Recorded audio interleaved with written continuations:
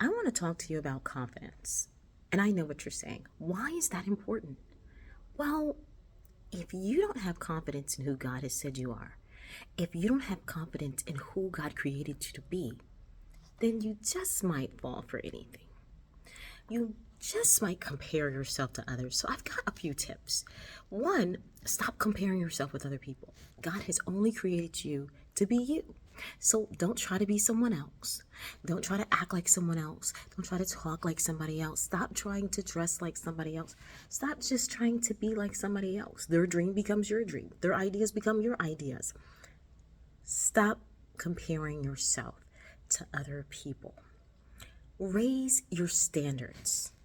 That means if you're hanging around people who aren't successful, if you're hanging around people who are always complaining, always gossiping, it's time for you to change friends. It's time for you to change the atmosphere in which you're comfortable in. Go to places and be with people that you're uncomfortable with. Change your standards. Develop discipline. Now, I know you're saying, I got this, but most of us don't. We're not even disciplined to pray every day, to study our word every day. Some of us to be on time for work every day. And that is crazy. But we are not disciplined. That is where you need to be. You need to be disciplined and reading your word, discipline and knowing who God has called you to be. How do you know who God has called you to be? By reading your word and praying. But if you're not praying every day, if you're not seeking God, you hear from God when you go to church. Discipline yourself that you might hear and know who God has called you to be. Being fully committed to building yourself. You must be committed to building who God has called you to be. Remember, we're no longer comparing. Who has God called you to be? What has God called you to do?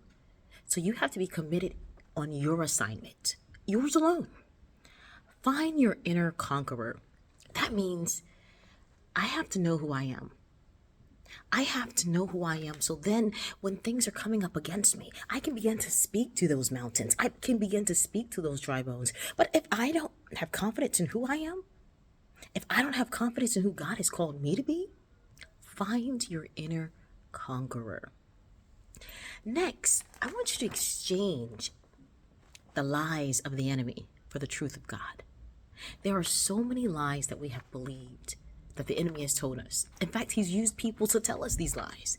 He's used ourselves to tell us these lies.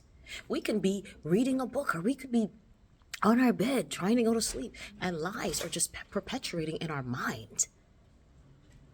Exchange the lies for the truth. And then we have to be okay with making mistakes. See, everyone thinks that mistakes are bad, but they're not. They're going to help propel you because if you can get up from a mistake, see, people want you to believe, oh gosh, you might as well just quit. It's over for you. No. The Bible says, all right, he falls 7 times. So guess what? If you make a mistake, get up. Keep moving. Keep striving. Keep trying to be successful. Keep trying to be that person that God has called you to be. And next, stop focusing on your lack of confidence. I'll never be this. I'll never be that. I'll never amount to anything. Because guess what? You never will. But when you begin to focus on things that are positive instead of things that are negative, you begin to change the trajectory of what you're saying. You begin to speak those things into your atmosphere. So, lastly, you just need to be yourself. God has created you to be your unique you. Remember, we're not comparing. So in being your unique you, just be you. If you laugh, laugh. If you cry a lot, cry a lot. If you laugh funny, laugh funny. The only person that you should worry about approval is God. That means if God created you to do these things, and this is what you do, if you have an accent, have your accent. Whatever you have, just be you. In fact, enjoy being you. Get your confidence on.